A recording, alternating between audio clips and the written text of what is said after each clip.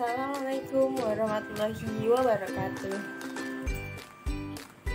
Ujian akhir semester 1 dengan mata kuliah PPKN. Dosen pengampu Ibu Fitrah Mulyanti, SPD, MM. Materi yang akan saya bawakan tentang wawasan Nusantara.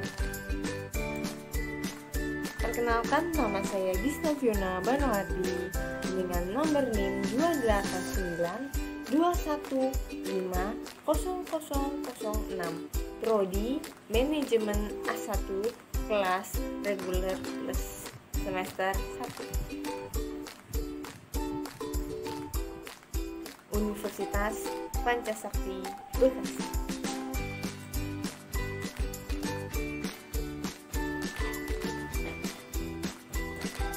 Wawasan Nusantara.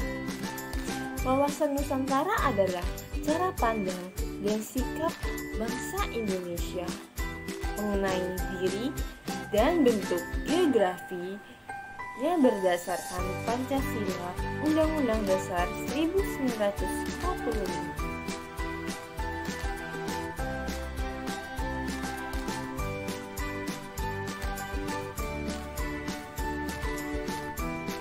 Nilai-nilai Pancasila yang mendasari pengembangan wawasan nasional. Yang pertama, penerapan hak asasi manusia yang biasa disebut dengan HAM. Yang kedua, mengutamakan kepentingan masyarakat daripada individu dan golongan. Yang ketiga, pengambilan keputusan berdasarkan musyawarah dan mufakat.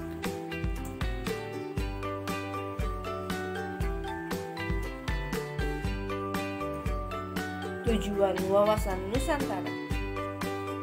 1. Tujuan nasional berdasarkan dapat dilihat dalam pembukaan Undang-Undang Dasar 1945. 2. Tujuan ke dalam adalah tujuan mewujudkan kesatuan segenap aspek kehidupan baik alamiah maupun sosial.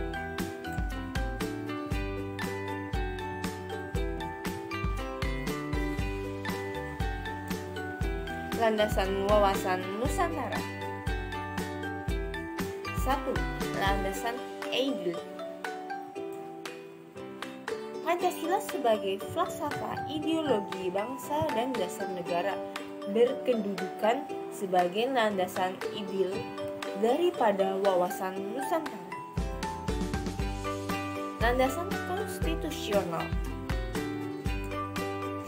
Undang-Undang Dasar 1945 yang merupakan landasan konstitusi dasar negara yang menjadi pedoman pokok dalam kehidupan berbangsa dan bernegara.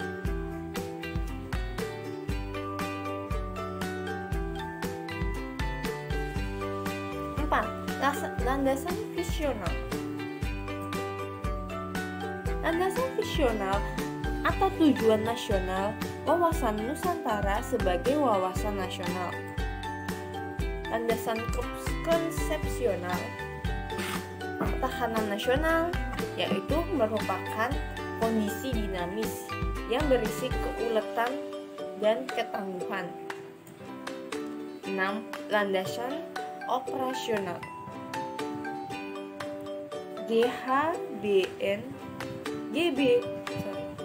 GBHN adalah sebagai landasan wawasan operasional dalam wawasan Nusantara.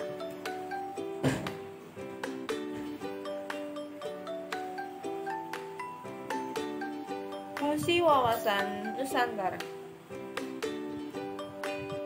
1. Wawasan Nusantara sebagai wawasan pembangunan mempunyai cakupan kesatuan politik, kesatuan ekonomi, dan kesatuan sosial.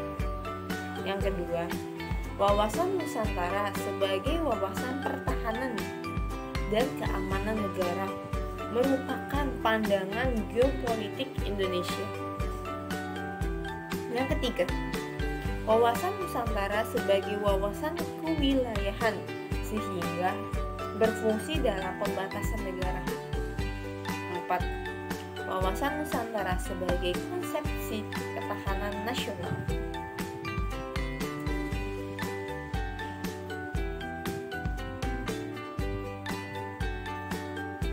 Wawasan nasional suatu bangsa dibentuk dan dijiwai oleh paham-paham kekuasaan dan geopolitik yang dianut.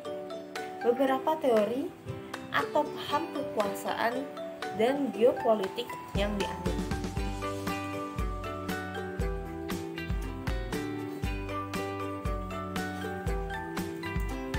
Paham-paham kekuasaan. 1. Paham Machiavelli. Machiavelli lebih cenderung menghalalkan kekuasaan yang otoriter. Raja adalah raja yang absolut, atau tritan atau pemerintahan yang otoriter, diktator. Terkenal dengan ambigu Machiavelli bahwa raja harus kuat seperti singa. 2. Paham Kaisar Napoleon Bonaparte. Napoleon menegaskan bahwa kekuasaan politik harus didukung oleh kekuatan ekonomi. Ingat bahwa jatuhnya pemerintahan Orde Baru akibat krisis moneter dan ujungnya menjadi krisis ekonomi.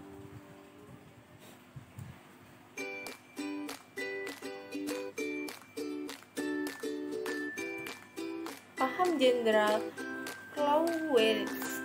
Karena Clausewitz seorang tentara, tidak heran bahwa dalilnya tidak lepas dari perang. Adapun dalilnya bahwa perang adalah kelanjutan politik dengan cara lain, Clausewitz menghalalkan perang untuk mencapai tujuan politik. Paham Froebach and Hegel. Teori Froebach dan Hegel melahirkan paham liberalisme yang ujung-ujungnya melahirkan kolonialisme. Paham Lenin. Paham Lenin melahirkan komunisme yang berpangkal dari kelompok atau komunal yang mementingkan kelompok atau negara. Sebaliknya, paham liberalisme lahir dari individualisme, di mana negara tidak boleh mencampuri urusan pribadi atau warga.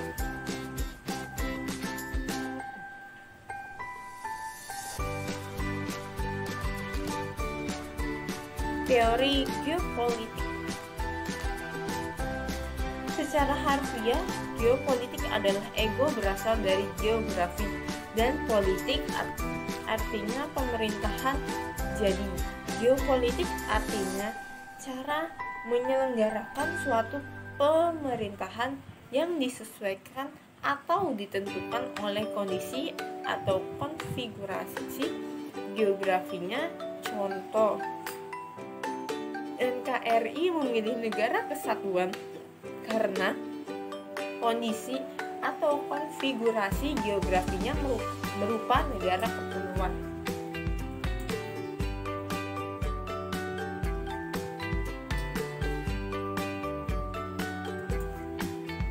Wawasan nasional Indonesia. Filsafat Pancasila. Nilai-nilai Pancasila mendasari pengembangan wawasan nasional.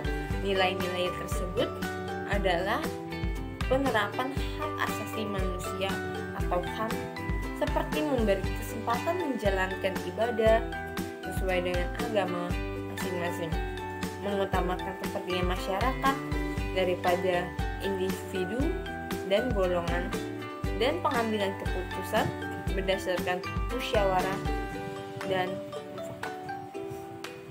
Aspek kewilayahan Nusantara. Pengaruh geografi merupakan suatu fenomena yang perlu diperhitungkan karena kaya akan aneka ragam sumber daya alam atau yang biasa disebut dengan SDM dan suku bangsa.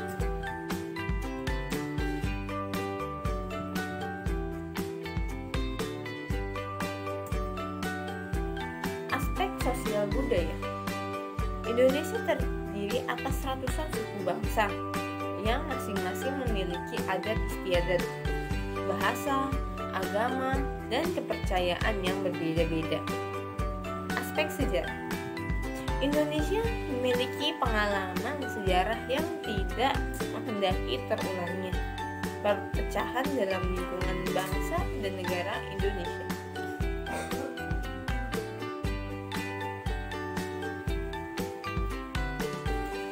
Unsur dasar wawasan Nusantara. Wujudnya wilayah.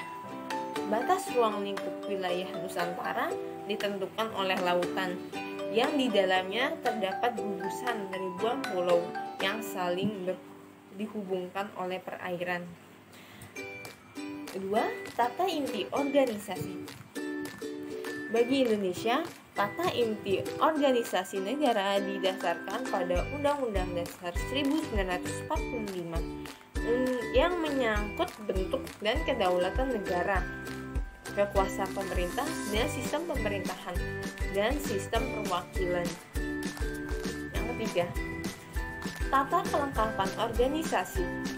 Wujud tata kelengkapan organisasi adalah kesadaran politik dan kesadaran bernegara yang harus dimiliki oleh seluruh rakyat yang mencakup partai politik, golongan, dan organisasi masyarakat, kalangan pers, seluruh aparatur negara.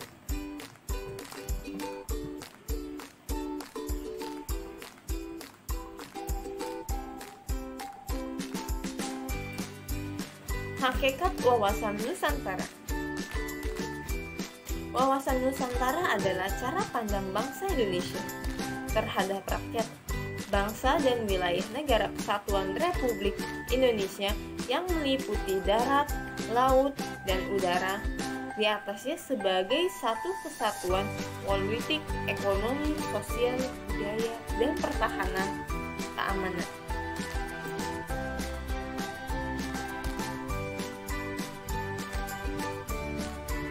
Asas wawasan Nusantara merupakan ketentuan-ketentuan atau kaidah-kaidah berdasarkan yang harus dipatuhi, ditaati, dipelihara, dan diciptakan demi tetap taat dan kesetiaannya komponen pembentukan bangsa Indonesia terhadap kesepakatan bersama. Asas wawasan terdiri dari 1. Kepentingan dan tujuan sama. 2. Keadilan. 3. Kejujuran. 4. Solidaritas. 5. Kerjasama. Dan 6. Terhadap kesepakatan.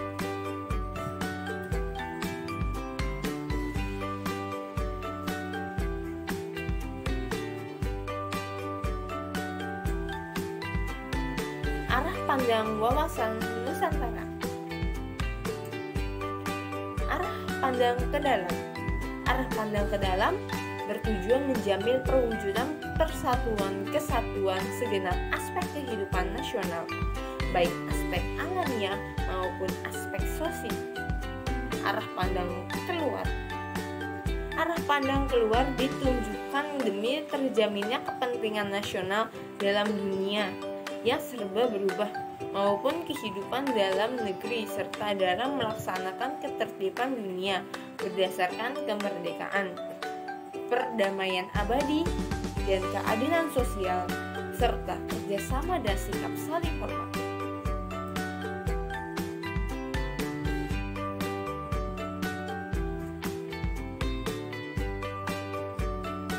Kedudukan wawasan Nusantara.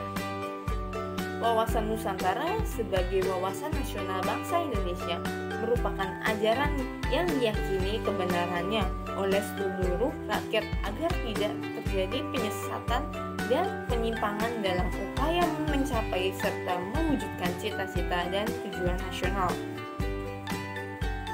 Implementasi. 1. Kehidupan politik. 2. Kehidupan ekonomi. 3. Kehidupan sosial. Dan 4. Kehidupan pertahanan dan keamanan.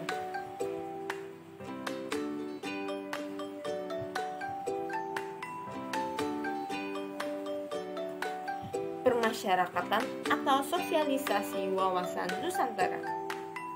Untuk mempercepat tercapainya tujuan wawasan Nusantara, di samping implementasi seperti di atas, perlu juga dilakukan permasyarakatan materi wawasan Nusantara kepada seluruh masyarakat Indonesia. Wawasan Nusantara tersebut dapat dilakukan dengan cara berikut. A. Menurut sifat dan cara penyampaian secara langsung atau secara tidak langsung. B.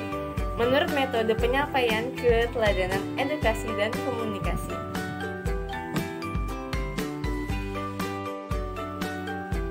Terima kasih telah menyaksikan, semoga ilmunya bermanfaat. Sekian dari saya. Wassalamualaikum warahmatullahi wabarakatuh.